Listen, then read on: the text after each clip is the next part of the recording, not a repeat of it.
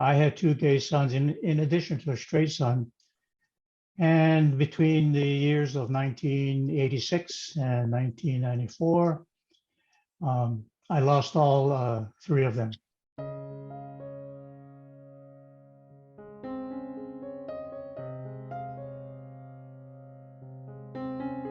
My beginnings were not good, Eric.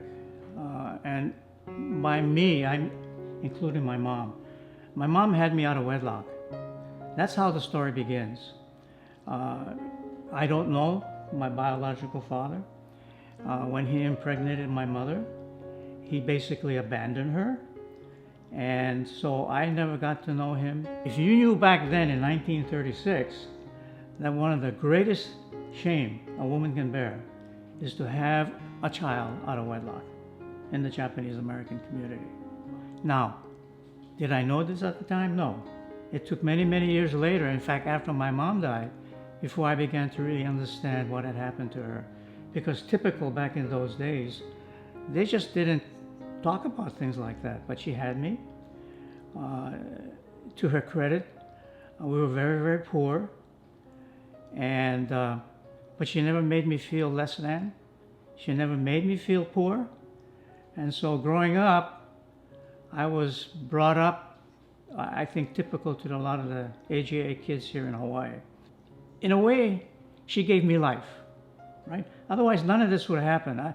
I just, at this point in my life, have taken upon myself to just review my life, all the things that have happened, and see if it made any sense to me. And it's starting to make sense to me, right? So growing up very poor, I was the first beneficiary, we're the first generation to benefit from the 442nd. And before the 442nd actually saved the Lost Battalion in Europe at a cost of 4 Niseis to 1 Texan, we were socially, economically, culturally, we were at the bottom. We were below the blacks even, here in Hawaii. There's a book called Kurumo no Tamine by Dennis Ogawa. If you folks haven't read it, read it, because it tells the history of the Japanese Americans here in Hawaii, particularly before the war. But in any event, I had access. All of a sudden, after the 442nd did what they did, the main thing that I had was access. And combined with my mom telling me and pushing me, encouraging me to get educated, to go to school, always keeping that in mind. She also pushed other cultural values like don't bring any shame to the family name. This hard conservative approach. And so my early beginnings was growing up with that typical kind of American and Japanese ancestry ethic here in Hawaii. I was a good student. I was going to make sure that I was not going to bring shame to the family name. I applied myself, so much so that I didn't have much of a social life. I dedicated my whole time to working and or studying. I believed in the American dream. If you apply yourself and you do everything that you're being told to, and things like you don't rock the boat and so forth and so forth, and so on. Of course, much later, that concept became assimilation. The whole thing about we all got to be alike, we all got to be similar, and we weren't even talking about sexual orientation or anything of that nature. It was just plain old being American and having access and being treated fairly like we were promised. The purpose of assimilation is not actually to help people who are different racially, gender-wise, or sexual orientation, or color, or religion. It's really not so that you do well in the assimilation process. The assimilation process is a myth, because what it does is basically it has that component where I think it controls people who are trying to be assimilated with this kind of like a false promise that if you do everything like you're expected to do, we will treat you like I treat myself, right? The people that are bestowing the honor of assimilation on a marginalized population, for whatever the reasons people are being marginalized, that somehow uh, all the unfairness, all that will disappear, and you'll be able to create a family. You have a nice house, white picket fence. You have good pay. You'll be able to afford whatever is thrown in our path. And to the extent that I played that game, it's still a very narrow track for people like us. And I was able to remain in that narrow track up to a certain point. And that all changed when my kids started running into trouble. Right? When I first learned that they were having challenges that I didn't have to deal with. I mean, I had enough challenges, but they had a full plate. Because I grew up in Hawaii where we're much more diverse. We have way more people of color here. At one time, there were more of brown people than there were basically white people. And I'm going to cast the responsibility for this whole myth about assimilation basically on white supremacy. This whole notion of people who feel that simply on the basis of being white, Anglo-Saxon, Protestant, that males, that somehow they're superior and they're privileged, and they just extend that out and just suck people in. But in any event, when my kids started having problems, it was problems way greater than what I faced, right? Because they grew up in San Jose. They did not grow up here, right? I did not prepare them to grow up and learn and experience life in a population that was predominantly white. I came from a multicultural. I knew how to function here in Hawaii. But insofar as I was having trouble career-wise, my kids were having trouble just evolving as kids. And I wasn't prepared, right? I was ignorant. I grew up homophobic to an extent. I always say to people, I know in my heart I'm not homophobic, but I'm impacted by this rhetoric, and because I'm straight, and because I didn't have enough exposure in terms of being to people who are different relative to sexual orientation in our case. And so as a result, our kids were kind of on their own. But little did I know that two of them were struggling with their being gay. All three were struggling with their being Japanese in a predominantly white culture.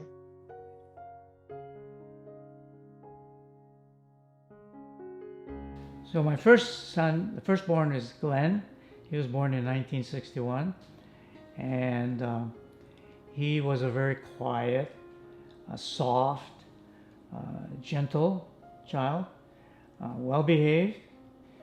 Glenn was burdened to an extent because at some point he knew that he could not meet my expectations that I had as a traditional Japanese father, that we expect or demand of the firstborn, that he will go on to have family in the traditional way that they have family, that he would set the example for other kids how to behave in public, and also by whatever academic prowess that he was able to exhibit.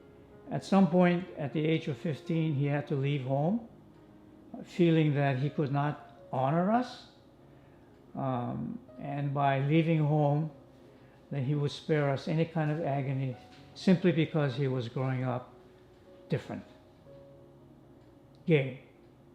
When he was 2, so he was born in 1961. In 1963, he presented himself before Jane's mirror, and he started curling his hair with those big rollers, You probably don't even know that those rollers existed. They were huge. And he had short hair. And he probably took about 2 hours to get it on, and he did get it on. And he sat in front of the mirror, this lighted mirror, and he crowned it with a cap, the heater, the big heating, I don't know, they got a heater, they sit under it and they blow hot air on there. First thing in my mind, just because he's doing that doesn't mean he's gay. That was my first denial. That was my first dishonoring him, right? Way back when. And then I let it go. But I always knew that deep down inside he was. The mannerisms, it was just, he liked to crochet. Everything pointed to the fact that my son, my oldest son, is gay. But he was unreachable. He was very quiet. I couldn't really get to him. He kept pretty much to himself. Now, when he did leave home, we didn't really understand why. A friend said that he left home to honor us because he knew if he came out to us, the words he used is, I didn't want to hurt my parents. So our oldest son, who we thought was the most dishonorable, turns out to be the most honorable. He left for reasons of honoring us, that he didn't want to hurt us, which is just the opposite of what should have taken place, right? We should have somehow responded in a way to make him feel he didn't have to leave. That brings me to my second son, born a year and a half later. His name is Greg. Greg is sort of like me. Greg has the same temperament. He was prone to anger really easy. There was an incident that a kid down the street was just yelling at him. I think he was maybe 8, 9 years old. And the kid was yelling, Greg, you sissy, you this. And it happened to be a white kid. His father had kind of an Eastern European accent. So I put my arm around Greg and said, Greg, can you take him? Now you know what that is, right? Can you take him? Greg looked and said, yeah, I can take him. So I said, go get him. Greg starts running, right? Just charges the kid, catches the kid by surprise, knocks the kid down, he just starts slashing away at him. By that time, Greg has the upper hand. So I grabbed him by the neck and I said, that's enough. You proved your point. So I said to the other kid, at least apologize to Greg. And the kid apologized, and we went back. What the father, within a couple of days, had rounded up a bunch of teenagers and terrorized not only Greg, but my 2 kids that were coming from school and other kids that were coming home from school. The moral of that story is that I taught him, or I gave him the idea that violence is an option. Now, was it? I think so, because from that day on, Greg became much more assertive. But no common sense, not streetwise. He got assertive at the wrong time. And that's what led to his being shot. Just having a verbal argument with someone that already hit his door, that he had smashed in an outing, and just on principle, simply decided to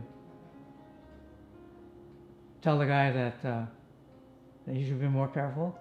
Except he didn't really. The person he picked on happened to be a deserter from the Mexican army who was dealing in drugs. He was a bad guy.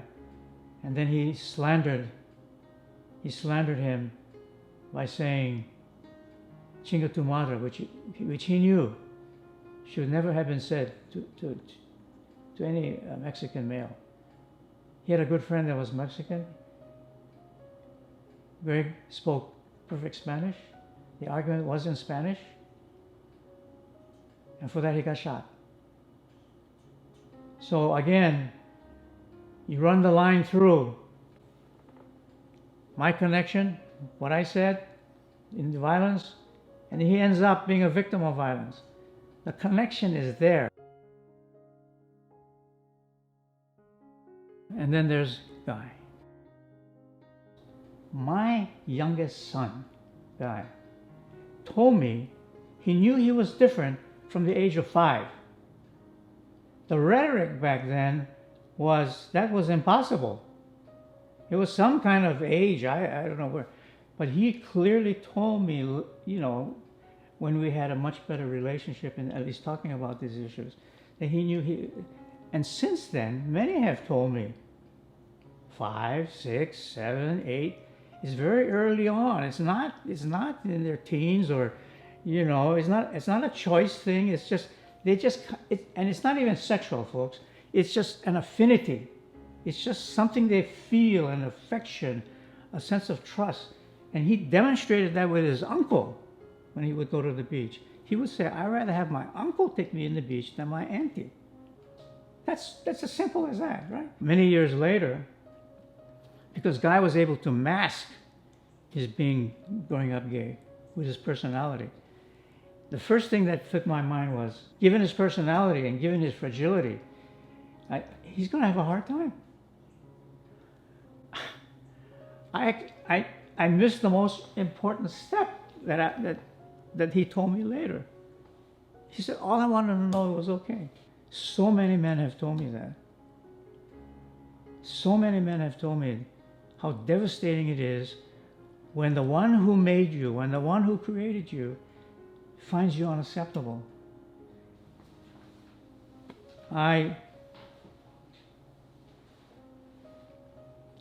Fortunately, because it took Guy a while to pass, we were able to work through some of these issues. Specific issue with Guy, he just, for some reason, just did not like being Japanese. I mean, as he was growing up, he would curl his hair, he would wear blue contact lenses, he would change his appearance. So that even one of his closest friends, who happened to be a girl, said, he looks demonic, because that's how Guy was. And then to come down with HIV, AIDS, was the second thing that just destroyed him, because he didn't want to be like his brother. He didn't want to be like Glenn, who he suspected was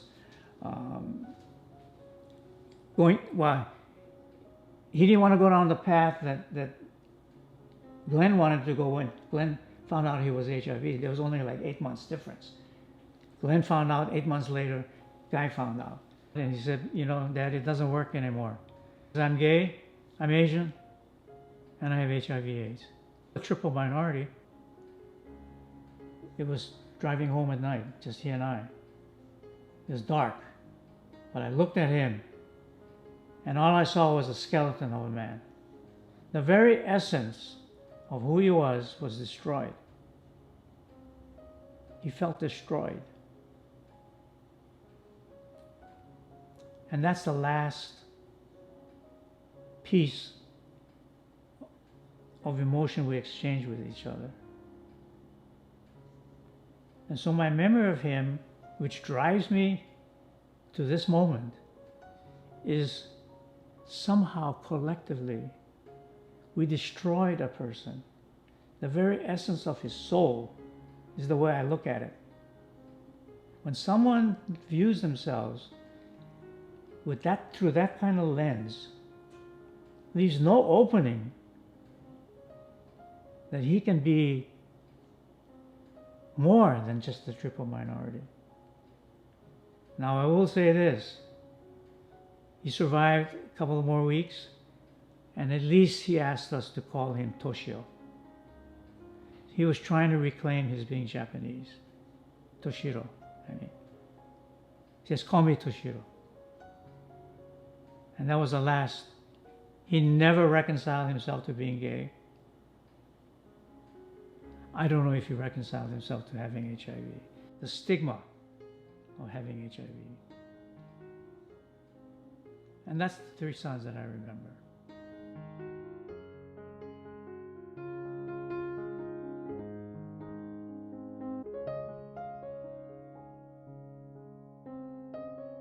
As a result of my sons dying from HIV/AIDS, these are Glenn and Guy, I decided to look into the journeys that they had and the journeys that I had as a father. And what if in any way was I connected to their deaths?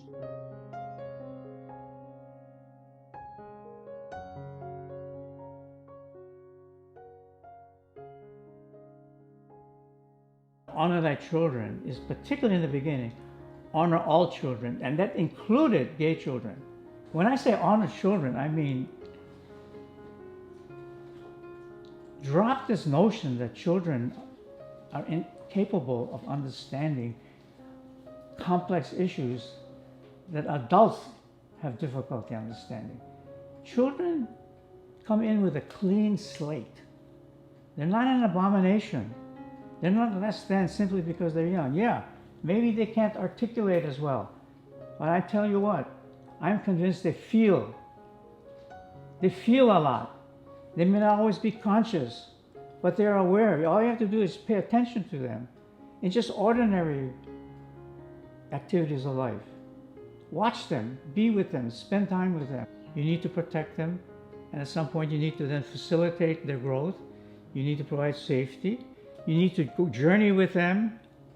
And if you're hung up about how they look, how they act, how they talk,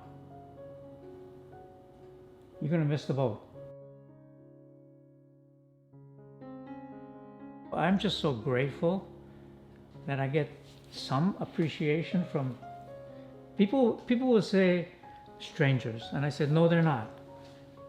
They're not, right?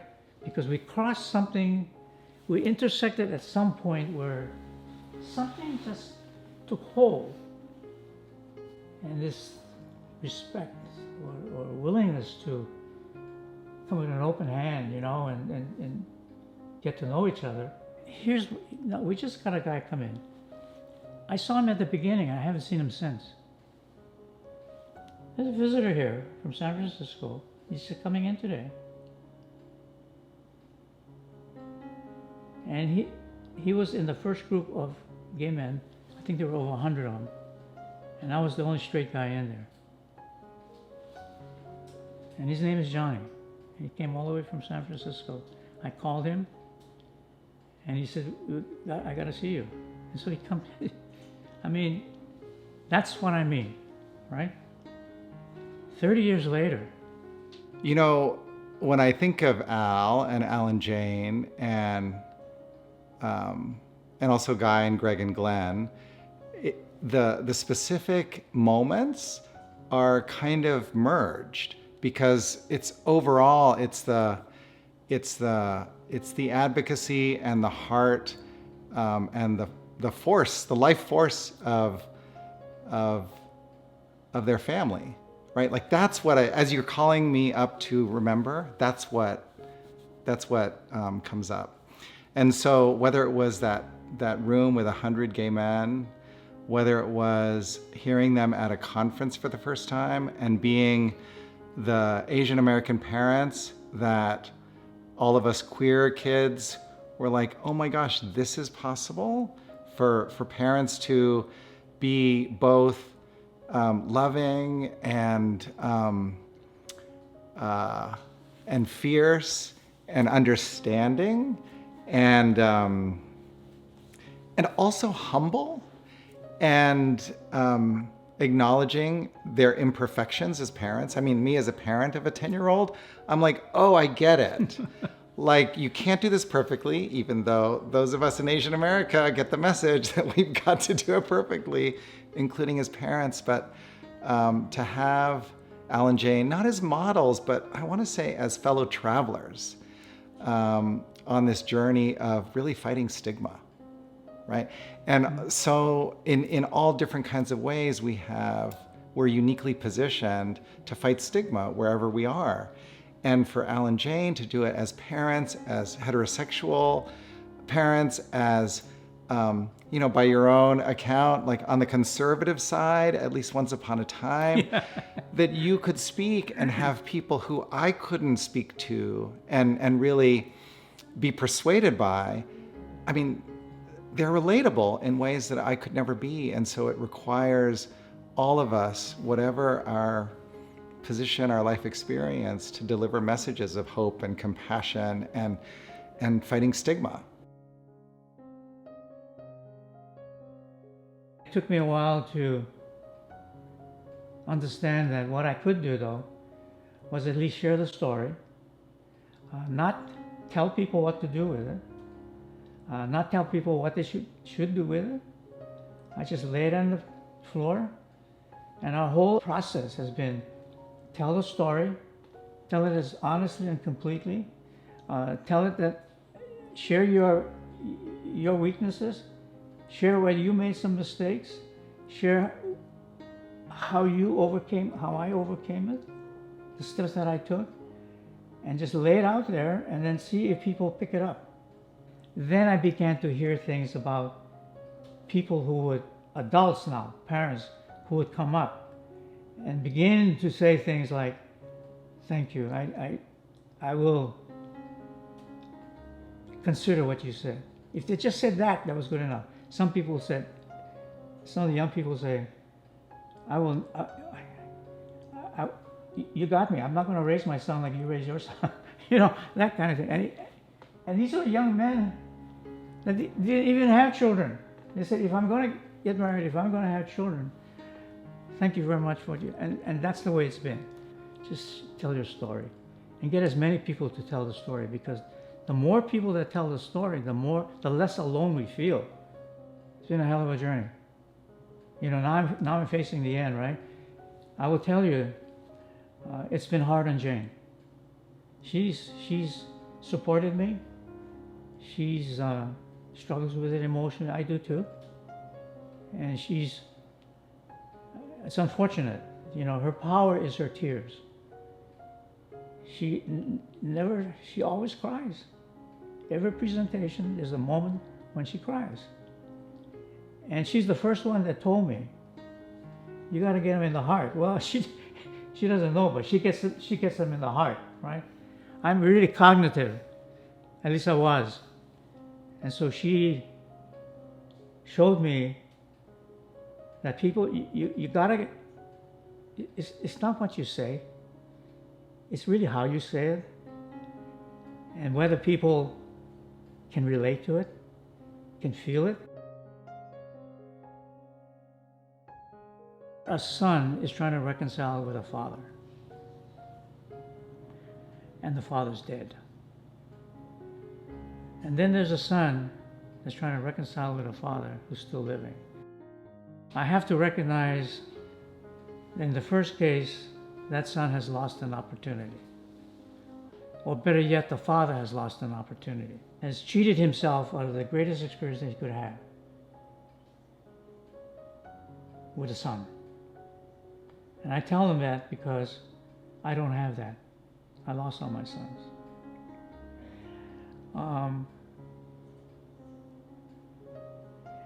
To the son whose father is dead,